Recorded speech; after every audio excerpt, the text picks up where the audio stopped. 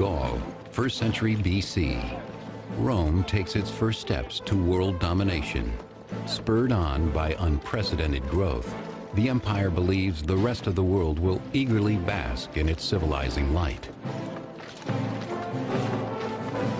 Emperor Augustus consolidates power after the murder of his great-uncle Julius Caesar, and Rome rises and spreads its influence across the known world. Augustus was Julius Caesar's relative who became, in our terms, the first Roman emperor. Augustus saved the Republic in a way that Julius Caesar had been unable to do. This was the beginning of the real peak of Roman power. It was rapidly expanding its imperial frontiers and had had a series of stunning military victories. Many in Rome felt that the state was invincible. The beloved Augustus has triumphed in his difficult task of melding the democratic values of the old republic under the power and leadership of an emperor. Augustus saved the Republic by becoming its #1 and sole leader, in fact, but by saying and convincing other people that the Republic was still what it had always been, a cooperation among people up and down the social ladder for the good of all. After 35 years of successful rule, Augustus sees his greatest achievement as the massive expansion of Roman territory. To him, it is more than simple military conquest. There is a higher mission as well. Romans, after all, are superior. The Romans also felt that they had a mission to take Roman civilization to other people who didn't have it. So they thought that they had a cultural mission to bring law and, as they saw it, justice to people who were living without it, the people they called barbarians. With Gaul successfully becoming a Roman province, the newborn Roman Empire eyes land beyond the Rhine in an area that will come to be called Germania. The tribes beyond the Rhine live precariously, vying for power or turf through bloody raids against each other. Some tribes even extend their raiding into Roman territory, which Rome will not tolerate. The empire sees these barbarians as savage, unpredictable, dangerous, and worth conquering. There has been much debate about what Rome was doing east of the Rhine. The big question is, was Rome trying to establish a new province between the Rhine and the Elbe, or was Rome simply conducting punitive raids to try to stop incursions that had been coming across the Rhine from the east? Most scholarly opinion now suggests that Rome was really trying to establish a new province. By 9 BC, Emperor Augustus sends General Tiberius on a campaign across the Rhine. The relationship between the Romans and Germans is very problematic. You have people who are willing to work with the Romans and people who hate the Romans. And what this goes back to at times, no doubt, is a jockeying for power among the German tribes within ancient Germany, Germania itself. Tiberius, a well-connected and effective soldier, is heir apparent to the imperial throne. In Germania, he courts a leader of the Cheruscian tribe, seeing a potential ally. The Romans became allies of some of these barbarian groups because those groups wanted Roman help against their fellow barbarian enemies. And the Romans wanted to expand their territorial control and also their, as they saw it, civilizing mission further north. The Cheruscian chieftain welcomes an alliance with Rome, though his people have no interest in Roman ways. They crave the empire's protection and prestige. They had a lot to gain from the relationship with Rome, particularly their ruling elite. Economically, there is access to Roman products. What's more important is that Roman products enable a person to show status. The young Germanic prince, happily playing Roman soldier, will learn to be a shrewd player of Roman politics. Raised in two worlds under the proud traditions of his people and the might and glory of the empire, he will become a Roman officer and a Germanic king. His name is Arminius.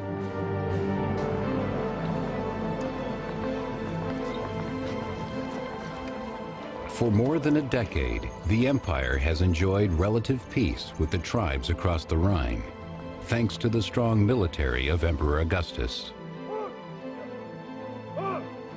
Augustus is a military dictator who is going to have to fight constantly in order to establish an empire that's actually going to be stable for a full 2 centuries. Arminius, the young Germanic prince now in his 20s, has become an auxiliary commander in the empire's service. These auxiliary troops recruited from Rome's provinces are a crucial supplement to the Roman army's 28 official legions. Augustus had to make sure that people understood that he was doing what traditional Roman leaders had always done: lead Rome to glorious and profitable conquest in war. In 6 AD, Roman General Tiberius travels from Germania to quell a violent revolt in the volatile Roman province of Pannonia, roughly modern Hungary and Austria. Tiberius directs all his forces in Germany against the insurgents, who are rejecting Rome's taxation and intrusion into their way of life. When the Romans tried to push Romanization of the barbarians, to make them live more like Romans at a pace faster than the barbarians wanted to go, then the barbarians said, "We won't go there." The revolt against Rome will last 3 grueling years, stretching the Roman army thin. Emperor Augustus sends in auxiliary troops. Arminius fights in this campaign, mastering the techniques of Roman warfare and distinguishing himself to his Roman superiors. First-century Roman historian Velleius Paterculus. Brave in action and sharp in mind, Arminius had an intelligence quite beyond the ordinary barbarian, and he showed in his manner and in his eyes the fire of the mind within. Arminius is also sharp enough to see how brutally Rome can treat its provinces, crushing their autonomy. I think he might have seen many of the native Pannonians in very much the same position as his peoples back in northern Germany. And he may well have seen a reflection of his own community in some of those places in Pannonia. Still, in service to the empire, Arminius fights on, mustering his auxiliary forces alongside the Roman troops of General Tiberius. As Rome fights to keep Pannonia in line, back in Germania, the empire building progresses smoothly. Arminius's people, constructing roads and other civil projects under Roman watch, are beginning to see the benefit of Rome's intrusion.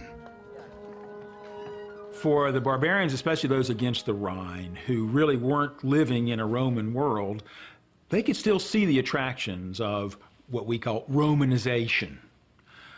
Developing a life more based on trade and commerce, building larger communities as opposed to very small separate communities the way they had traditionally lived. 3rd century historian Cassius Dio. The barbarians were adapting themselves to Roman ways, were becoming accustomed to holding markets, and were meeting peaceably. They were becoming different without knowing it. In 7 AD, Emperor Augustus appoints his close friend Quintilius Varus to govern the land east of the Rhine. Varus is a relatively capable commander in a pinch, but there's also an intimation that we get from our sources that he's not the best character in the world. His description by historian Velleius Paterculus is less than flattering. Quintilius Varus was a man of mild character and of a quiet disposition, somewhat slow in mind as he was in body, and more accustomed to the leisure of the camp than to actual service in war. The peaceful situation in Germania suits his relaxed disposition. Varus has befriended Arminius, who has returned to Germania and his people as a respected Roman citizen. In Arminius, Rome sees a strong ally and lasting peace. The Germans play by Rome's rules, but only to keep the Romans off their backs. The Germans weren't happy about being forced to go to Roman courts and let a Roman decide their disputes, for which they had long-standing, homegrown ways of solving their problems with. The resentment begins to build, even though the surface looks calm, according to Velleius. The Germans are a race to lying born. By trumping up a series of fictitious lawsuits, provoking one another in disputes, and settling quarrels by law rather than arms, they appear to express their gratitude to Roman justice, while pretending their own barbaric nature was being softened. Varius had experience governing people who'd been used to being governed. Nothing could be farther from the experience and the expectations of the Germanic peoples. The intrusion, according to historian Cassius Dio, pushes Arminius and the other tribal leaders to action. Besides issuing orders to them as if they were actually slaves of the Romans, Varus extracted money as he would from subject nations. To this, they were in no mood to submit, for the leaders longed for their former power, and the masses preferred their former ways. So when the Germanic peoples along the Rhine decided they'd had enough of Varus and his haughty administration, his imposition of Roman ways, especially in court, they decided to fool Varus, to get rid of him. And no one is in a better position to do that than Arminius. For 3 years, Roman General Tiberius has been struggling to crush a violent rebellion in the province of Pannonia.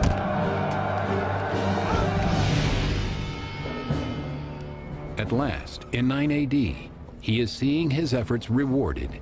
As the insurgents are defeated or surrender, victory is within his grasp. But as order is restored in Pannonia, unknown to the Romans, the situation in Germania is about to explode into chaos. In this supposedly peaceful province, Roman Governor General Varus has pushed to establish Roman rule and pushed the Germans too far. The proud German barbarians, under their leader Arminius, have grown tired of paying Roman taxes and being treated as slaves on their own lands. Refusing subservience to Rome, they decide to take up arms against the most powerful army in the world. Not all of the German chieftains are convinced by the plan. One, a man named Augustus, fears the risks are too great, but Arminius sways the others. For a man like Arminius, at this point in his career, and he is acknowledged as the dominant person among his people, this is a great honor for him. To become just a client in some kind of provincial structure, an unclear category, is something he just didn't want to do. Arminius has fought alongside the Romans, and he knows the Roman army is an army of power, not stealth. So he had the opportunity to learn Roman tactics and to learn how the Roman army operated and what it could and could not do, what its capacities and capabilities were, how it deployed, how it fought. Arminius knows about Rome, and he knows the Romans underestimate Germanic resolve. He tells General Varus everything he wants to hear. Historian Velleius Paterculus. Arminius used of the negligence of General Varus as an opportunity for treachery, wisely seeing that no one could be more quickly overpowered than the man who feared nothing. He knew that the most common beginning of disaster was a sense of security. Part of the problem was Rome's bias, Rome's overconfidence. that it could defeat anybody, that nobody up in these northern regions far from the Mediterranean could possibly mount a successful defense against Rome. If the Germans are to strike, they must do it soon. Their enemy is stretched thin by other battles and completely unsuspecting. The Germans set their trap in the soggy, tree-clogged Teutoburg forest in northwestern Germany.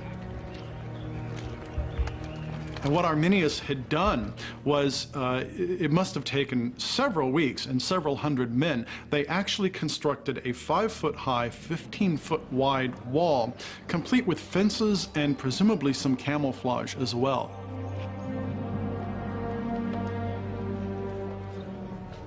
For Roman General Varus, it's business as usual. Unaware, he and his troops of the 17th, 18th, and 19th legions prepare to pull up stakes and make their seasonal move to their encampment to the west. 3rd century chronicler Cassius Dio. They had with them many wagons and beasts of burden as in times of peace. Also many women, children, and servants were following them. Their armor and their equipment is probably being carried in a wagon or by pack animals, because nobody could carry 70 pounds of armor and 40 pounds of pack day after day. They're chatting with their common-law wives, or arranging for somebody to come and polish their armor that night, or thinking about the evening they're going to have drinking with the prostitutes. The last thing on their mind is immediately forming up into battle formation. In the midst of his preparations, Varus receives a visitor. His old friend Arminius, now in service to Rome, has just returned with news of a tribal conflict to the west. Arminius tells Varus his presence there is needed to restore order. The supposed uprising is in an unfamiliar territory called Calcrisa, but it's only a short detour from the Roman fort at Haltern, Varus's intended destination.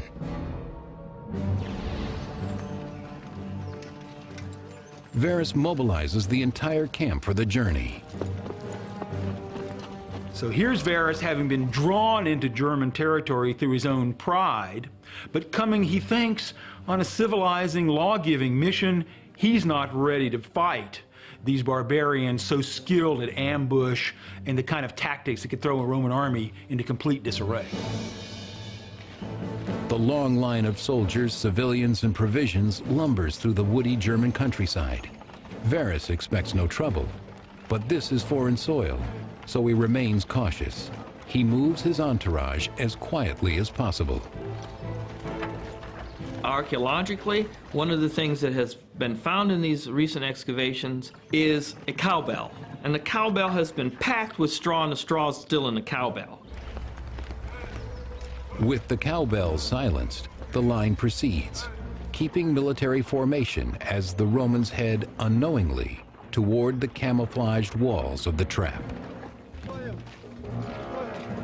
The Germanic chieftain Segestes, still dreading the deadly plan, tries to warn Varus about the treachery of Arminius, but he is ridiculed and driven away. 1st century historian Velleius Paterculus. Segestes demanded that the conspirators be put in chains. But fate now dominated the plans of Varus and clouded his mind. Even though Varus had been told by other barbarians, don't trust those guys, they're going to betray you. But Varus thought he was a judge of character and that he could tell who was his friend and who wasn't.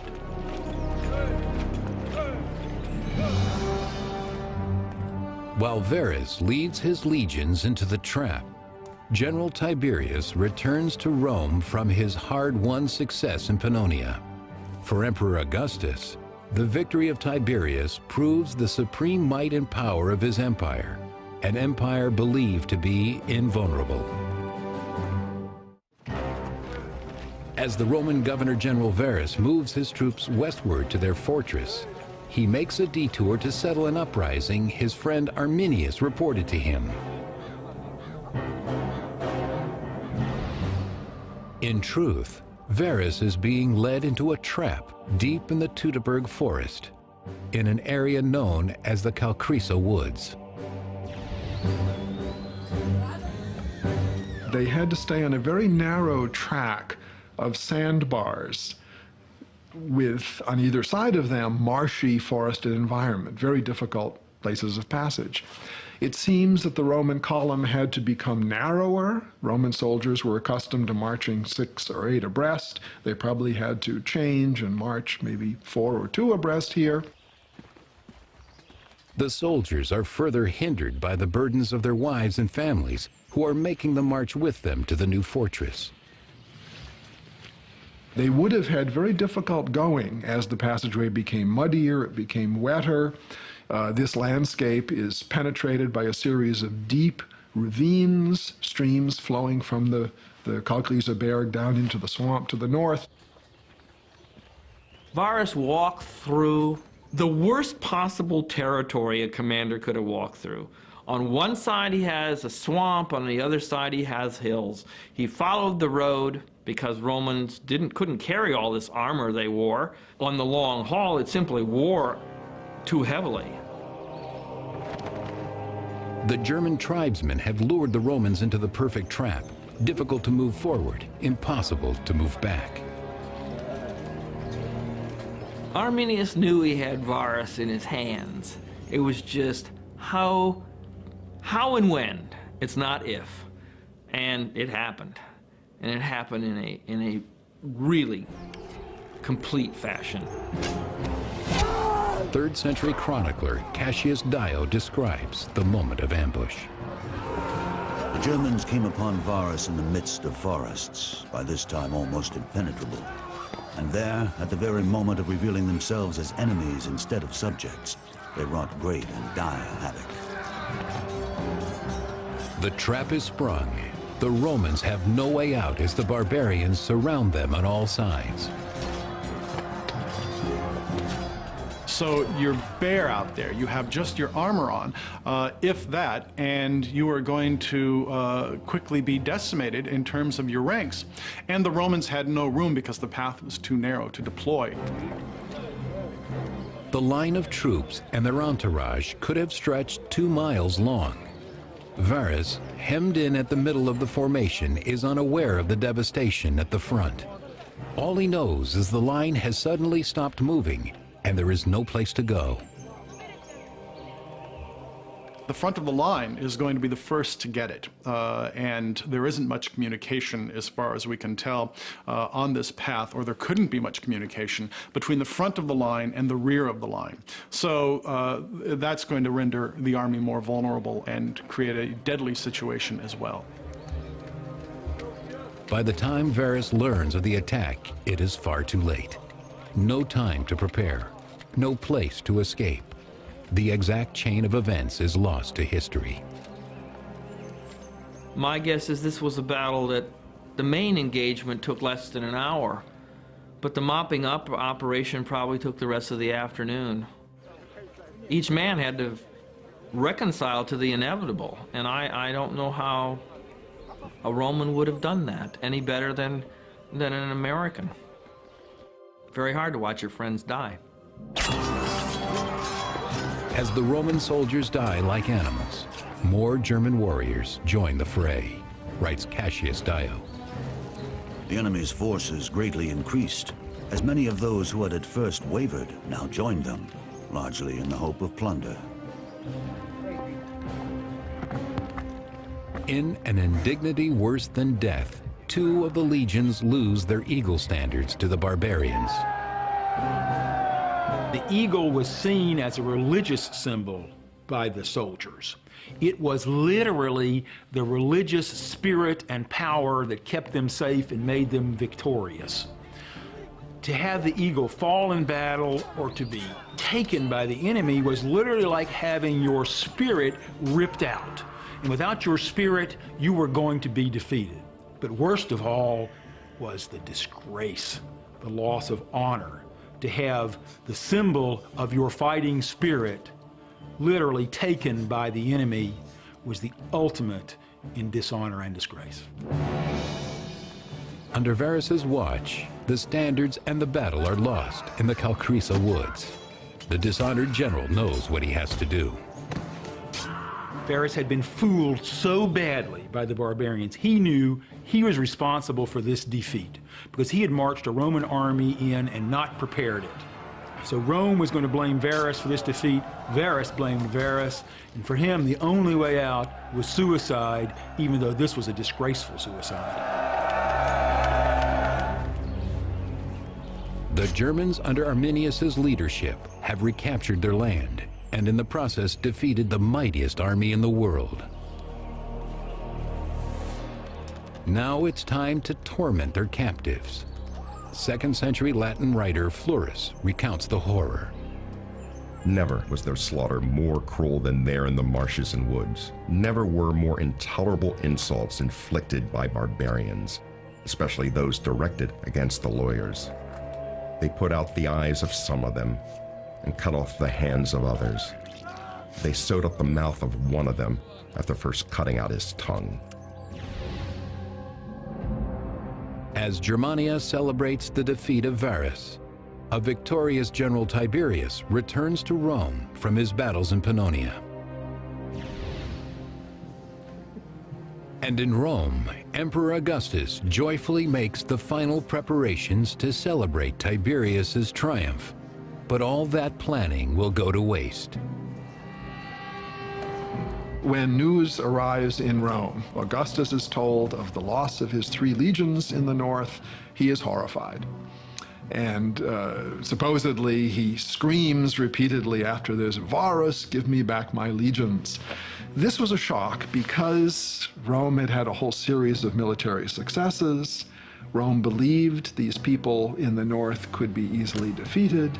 Yet here comes this news that 3 entire legions, 15, 20,000 men, were destroyed in one fell swoop in a totally unexpected disaster. And now that the Cherusci and other barbarian tribes have slipped their leash, what can stop them from destroying Rome?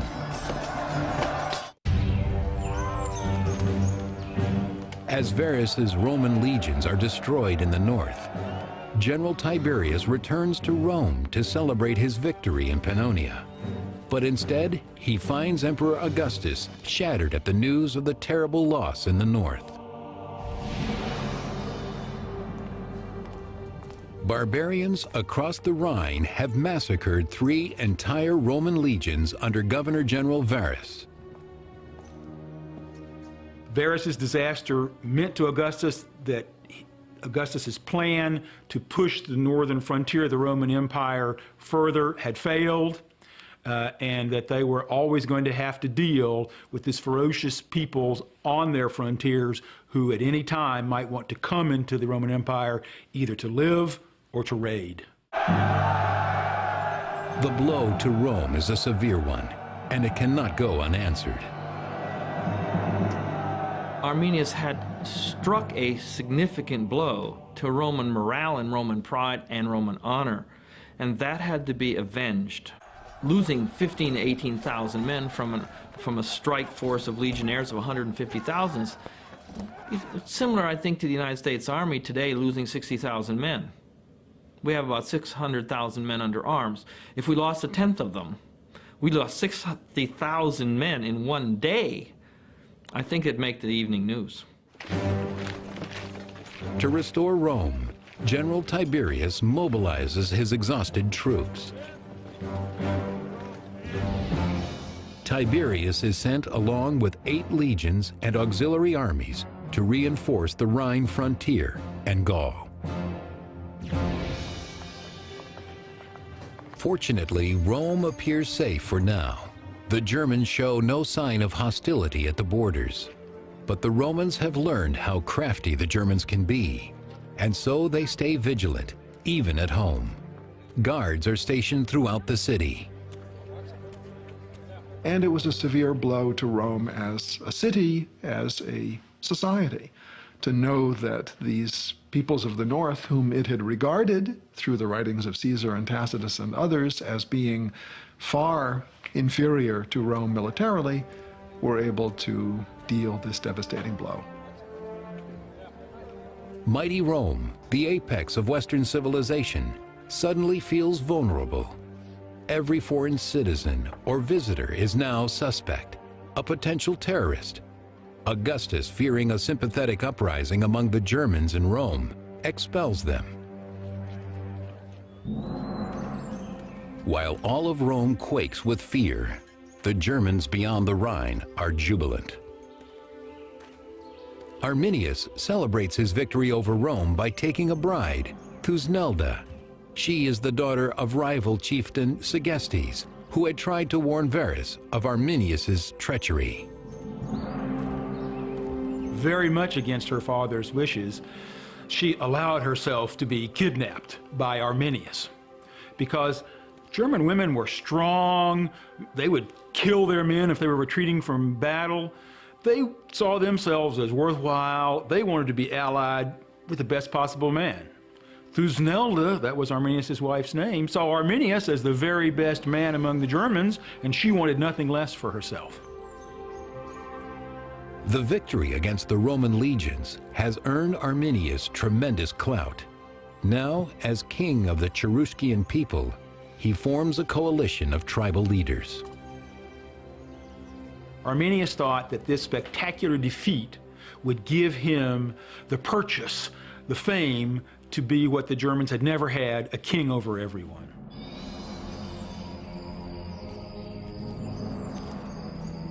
The site of the massacre becomes a holy place, left untouched to commemorate the victory over the Romans and to please the Germanic gods that granted it.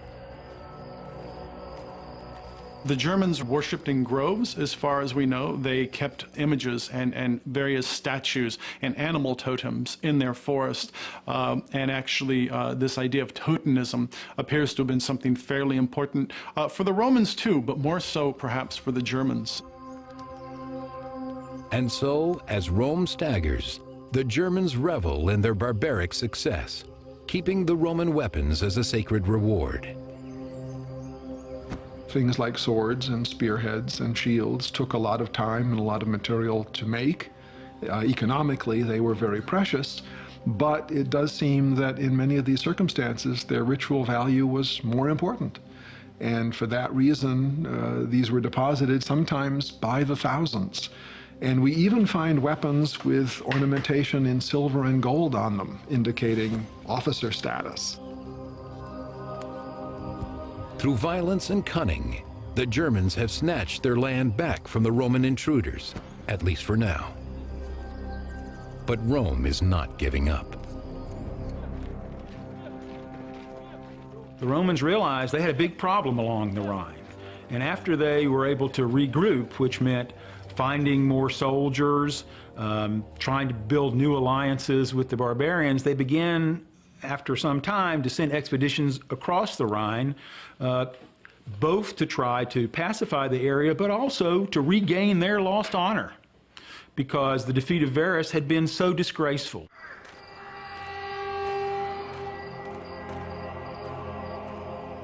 And so, for posterity and for the empire's self-esteem, Rome must somehow turn this dire situation around.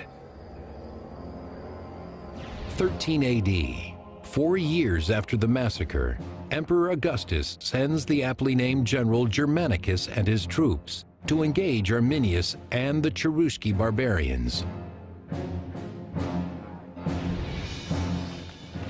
It takes a long time to restore a strike force so that Germanicus has troops to deal with this problem.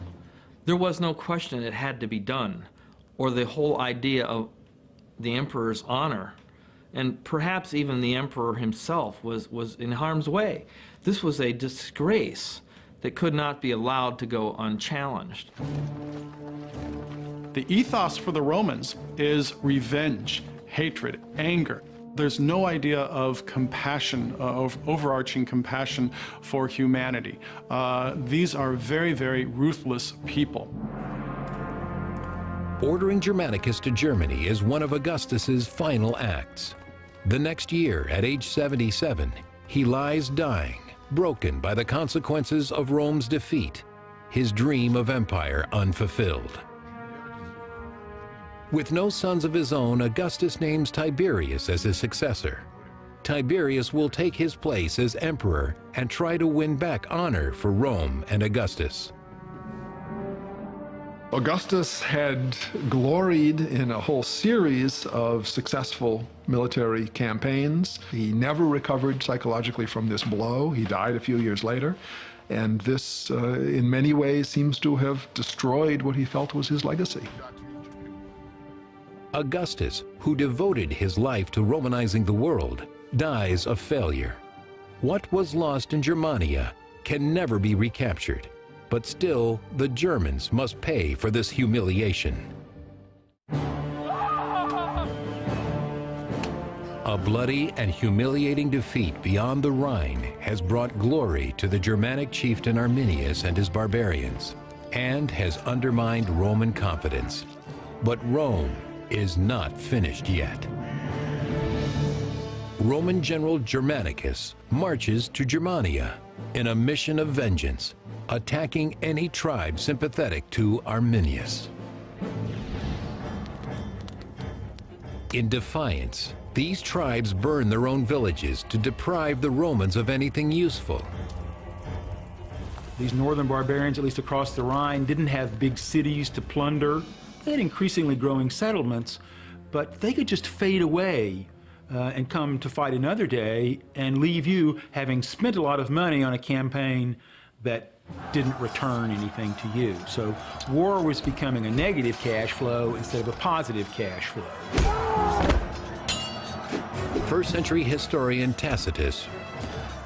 Germanicus dispatched one of his generals to rout the Bructeri tribe as they were burning their possessions, and amid the carnage and plunder found the eagle of the 19th Legion, which had been lost with Varus. The troops were then marched to the furthest frontier of Bructeri, ravaging all the country in between.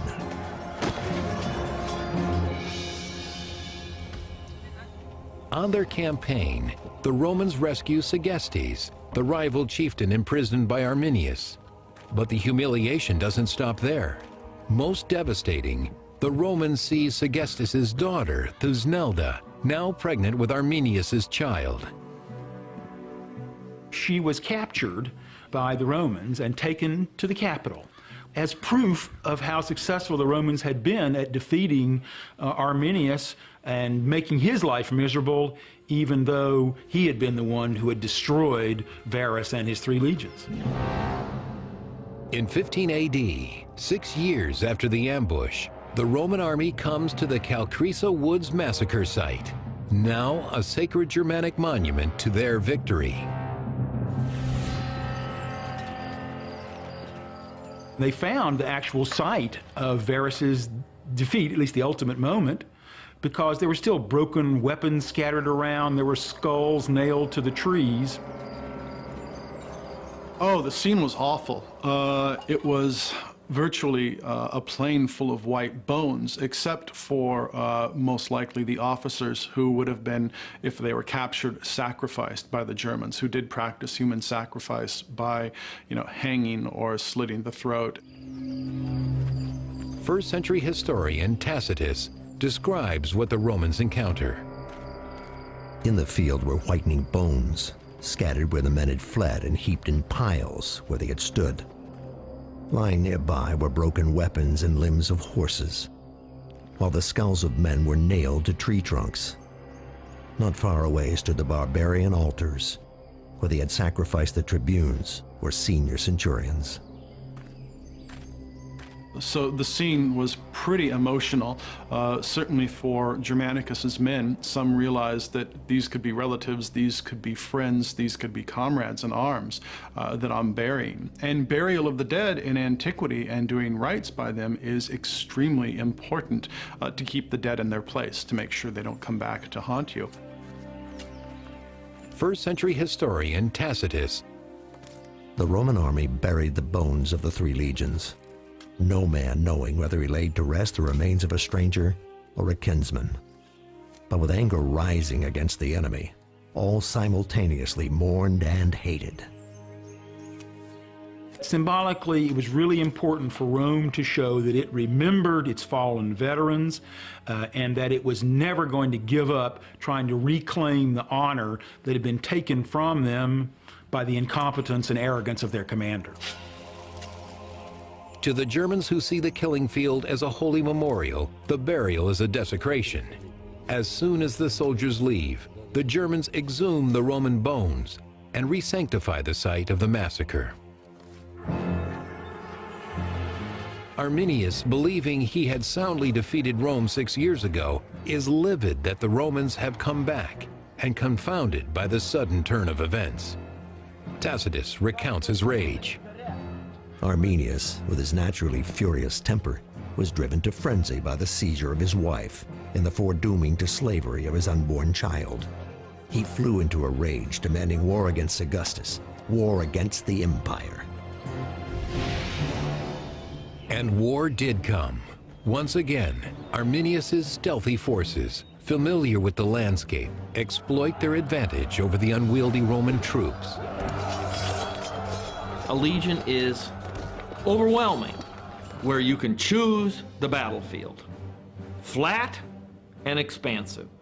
Room to maneuver in tightly packed units. This was none of those things.